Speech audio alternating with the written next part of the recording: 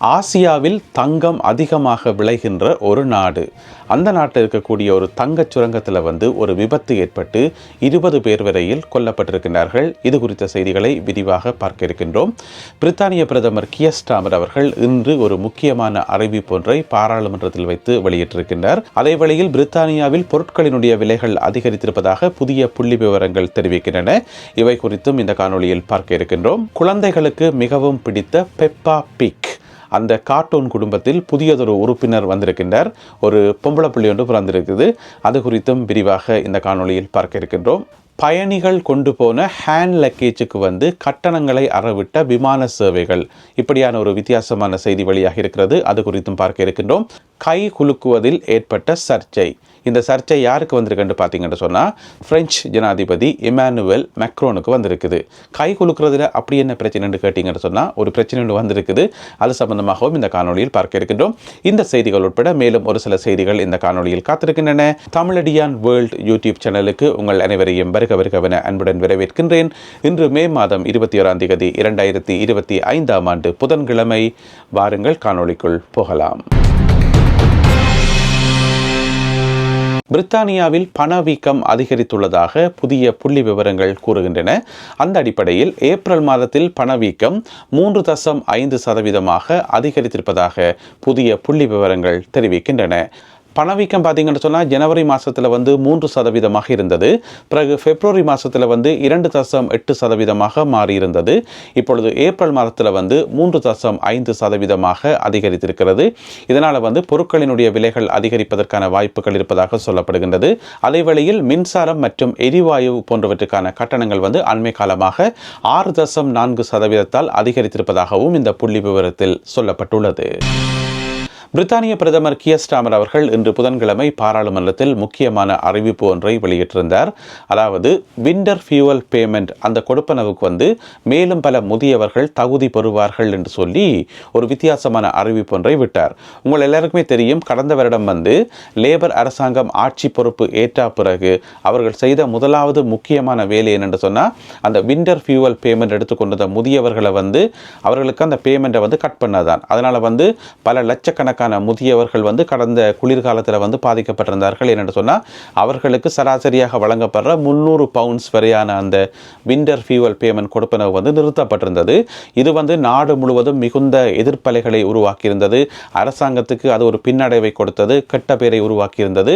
மிக கடுமையான எதிர்ப்பை அது அரசாங்கம் சந்தித்திருந்தது. என்று சொன்னால் நாட்டில் இருக்கிற முதியவர்களுடைய இயல்பான வாழ்க்கையில் அது கடுமையான பாதிப்புகளை கொண்டு வருது என்று சொல்லி அரசாங்கத்துக்கு எதிராக கடுமையான குரல்கள் எல்லாம் எழுப்பப்பட்டன. ஆனால் பிரதமர் கியர் ஸ்டார்மர் அவர்கள் போன வருஷம் விட்டு கொடுக்கவே இல்லை.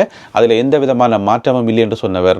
ஆனால் இன்றைக்கு அதிலேருந்து யூ-டர்ன் அடித்து ஊடகங்களில் அப்படித்தான் செய்தி வந்திருக்கு, யூ-டர்ன் அடிச்சுக்கார் என்று சொல்லி. எனவே யூ-டர்ன் அடித்து இப்போ புதுசாக ஒரு அறிவிப்பு விட்டுருக்கார். இந்த வருஷம் இன்னும் நிறைய முதியவர்களுக்கு நாங்கள் விண்டர் ஃபியூவல் பேமெண்ட் கொடுக்க போகிறோம் என்று சொல்லி, குளிர்கால கொடுப்பனவு கொடுக்க போகிறோம் என்று சொல்லி. எனவே என்ன காரணத்துக்காக இந்த முடிவு எடுக்கப்பட்டது என்று சொல்லி தெரியல. இருந்த போதிலும் கூட இலையுதிர் காலத்தில் சமர்ப்பிக்கப்படுகின்ற வரவு செலவு திட்டத்தில் இது சம்பந்தமான முழுமையான விவரங்களை நிதியமைச்சர் ரேச்சல் ரீவ்ஸ் அவர்கள் வெளியிடுவார் என எதிர்பார்க்கப்படுகிறது. அடுத்ததாக ஐரோப்பிய நாடுகளில் வசிப்பவர்களுக்கான ஒரு முக்கியமான தகவல் என்னென்னு சொன்னால், நீங்கள் இணையதளங்களில் பொருட்களை வாங்குபவர்களாக இருந்தால், குறிப்பாக சீனாவிலிருந்து செயல்படுகின்ற பிரபலமான 2 இணையதளங்கள், ஒன்று டேமு என்றது, மற்றது ஷெயின் என்றது. இந்த 2 இணையதளங்கள் வாயிலாகவும் நீங்கள் ஆடைகள் மற்றும் இதர பொருட்களை வாங்குகின்ற பழக்கம் உங்களுக்கு இருந்தால், ஒரு முக்கியமான தகவல் என்னென்னு சொன்னால், நீங்கள் வாங்குகின்ற பொருட்களுக்கு ஐரோப்பிய ஒன்றியத்துக்கு மேலதிகமாக கட்டணம் செலுத்தணும் என்று சொல்லி. அதாவது இப்போ ஒரு பார்சல் நீங்கள் எடுக்கிறீங்களா, அந்த பார்சலினுடைய பெறுமதி 150 யூரோக்கு குறைவாக இருந்தாலுமே கூட, இதுக்கு முதல் 150 யூரோக்கு அதிகமாக இருந்தால் தான் கட்டணம் கட்டணும். ஆனால் இப்போ 150 யூரோக்கு குறைவாக இருந்தாலுமே கூட அந்த பார்சலினுடைய பெறுமதி நீங்கள் ஐரோப்பிய ஒன்றியத்துக்கு மேலதிகமாக 2 யூரோக்கள் செலுத்த வேண்டும் என்று சொல்லி புதிய சட்டம் ஒன்று வரப்போதாம். ஆனால் எப்பயிலிருந்து இது நடைமுறைக்கு வரும் என்று சொல்லப்படையில.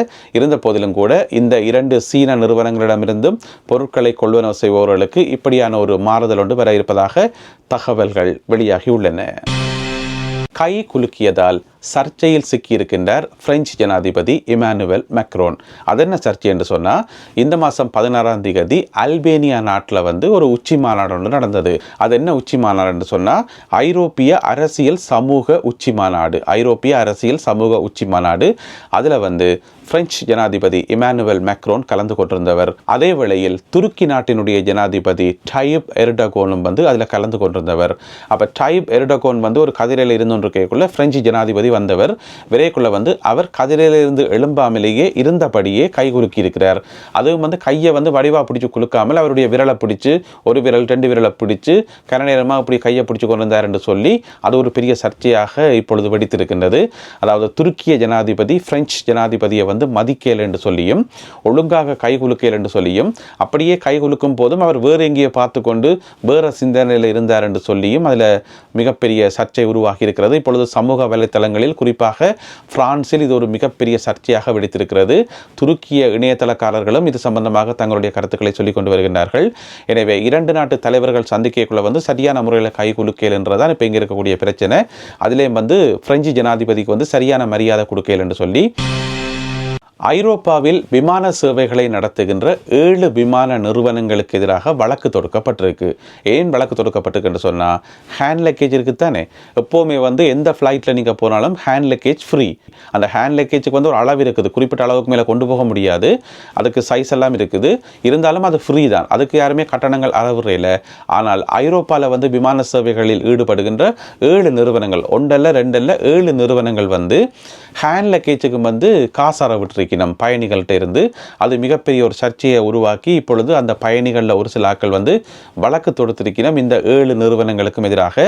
அந்த 7 நிறுவனங்களும் எதென்று சொல்லி நீங்கள் இப்பொழுது அறிக்கையிலே பார்த்து கொண்டிருக்கிறீர்கள். அதாவது ரயனேர், ஈசிஜெட், இது போன்ற 7 விமான நிறுவனங்கள், இவர்களுக்கு எதிராகத்தான் இப்பொழுது வழக்கு தொடுக்கப்பட்டிருக்கின்றது. இவர்கள் வந்து ஹேண்ட் லக்கேஜுக்கு வந்து 23 யூரோக்கள் தொடக்கம் 43 யூரோக்கள் வரை வெவ்வேறு சந்தர்ப்பங்களில் வெவ்வேறு பயணிகளிடம் கட்டணம் அறவிட்டார்கள் என்று சொல்லி குற்றம் சுமத்தப்பட்டுள்ளது.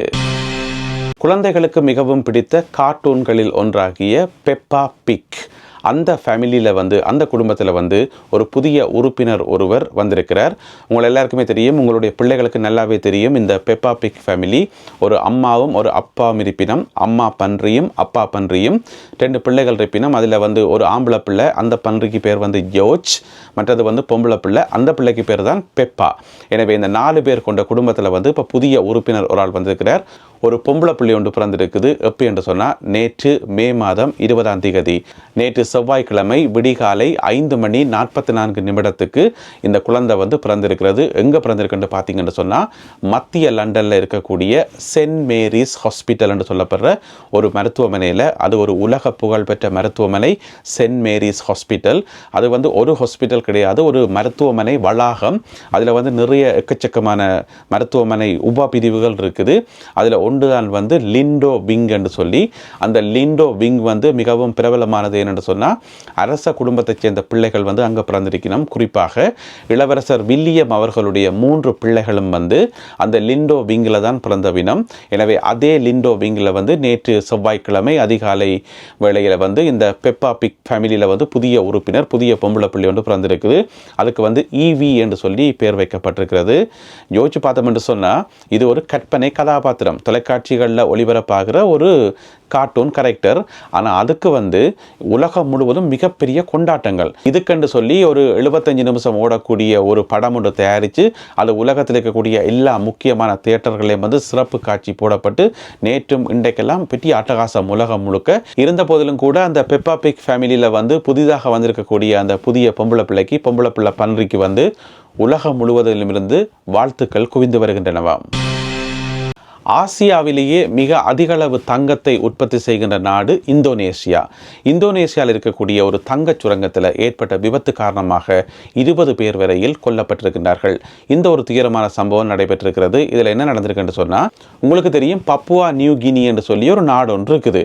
உண்மையில் வந்து அந்த பப்புவான்றது ஒரு தீவு. அந்த தீவு வந்து 2ஆக பிரிக்கப்பட்டு அதில் ஒன்று தான் பப்புவா நியூ கினி. அது ஒரு தனி நாடு. அதில் மிச்சம் இருக்கிற அந்த பப்புவான்னு சொல்லப்படுற மிகப்பெரிய ஒரு நிலப்பகுதி வந்து இந்தோனேசியாவுக்கு சொந்தம். உண்மையில வந்து இந்தோனேசியாவினுடைய பிரதானமான நிலப்பகுதியிலிருந்து கிட்டத்தட்ட 650 மைலுக்கு அங்கால் இருக்கிறதால இந்த பப்புவான்னு சொல்லப்படுற கிட்டத்தட்ட அது ஒரு மாநிலம் என்று சொல்லலாம். அங்கே இருக்கக்கூடிய ஒரு சட்டவிரோதமான சுரங்கத்துக்குள்ள தான் இந்த விபத்து நடைபெற்றிருக்கிறது. அது வந்து அரசாங்கத்தால் அங்கீகரிக்கப்பட்ட தங்கச் சுரங்கம் இல்லை, அது வந்து சட்டவிரோத சுரங்கம் என்று சொல்லப்படுகிறது. இது மாதிரியான சட்டவிரோத சுரங்கங்கள் வந்து இந்தோனேசியாவில் பல இடங்களில் இருக்காம். அதே நேரம் இந்தோனேசியாவில் வந்து அரசாங்கத்தால் அங்கீகரிக்கப்பட்ட மிகப்பெரிய ராட்சச தங்கச் சுரங்கங்கள் நிறைய இருக்காம். ஏன்னு சொன்னால் ஆசியாவிலேயே அதிக அளவு தங்கத்தை உற்பத்தி செய்து ஏற்றுமதி செய்கிற நாடு வந்து இந்தோனேசியா தானாம். போன 2024ஆம் ஆண்டில் பார்த்தீங்கன்னு சொன்னால் 100 மெட்ரிக் டன் தங்கத்தை வந்து உலகத்துக்கு ஏற்றுமதி செய்திருக்கிறது இந்தோனேசியா. எனவே இப்படிப்பட்ட ஒரு பின்னணியில் வந்து பார்த்தீங்கன்னு சொன்னால் ஒரு சட்டவிரோதமான தங்கச் சுரங்கத்துக்குள்ள 20க்கும் மேற்பட்ட தொழிலாளர்கள் உள்ளுக்குள்ள இறங்கி தங்கத்தை வந்து வெட்டி எடுத்துக்கொண்டிருக்கும் போது திடீரென அந்த பகுதியில் வந்து மழை பெய்து வெள்ளப்பெருக்கு வந்திருக்குது. அந்த வெள்ளப்பெருக்கில் வந்த தண்ணி எல்லாம் வந்து தங்கச் சுரங்கத்துக்குள்ள புகுந்து திடீரென்று பெரிய சத்தத்தோட அந்த மண் சரிஞ்சு அப்படியே விழுந்து அதில் அமர்த்தப்பட்டு கிட்டத்தட்ட 19 பேருக்கு மேலே வந்து உயிரிழந்திருக்கணும். மீட்பு பணிகளில் வந்து இதுவரைக்கும் 6 பேருடைய உடல்கள் தான் மீட்கப்பட்டிருக்காம். ஏனையவர்களுக்கு வந்து என்ன நடந்தே தெரியல என்று சொல்லப்படுகிறது. எனவே ஆசியாவிலேயே அதிக அளவு தங்கத்தை உற்பத்தி செய்கின்ற இந்தோனேசியாவில் இருக்கக்கூடிய ஒரு சட்டவிரோத தங்கச் சுரங்கத்தில் இந்த விபத்து ஏற்பட்டுள்ளது.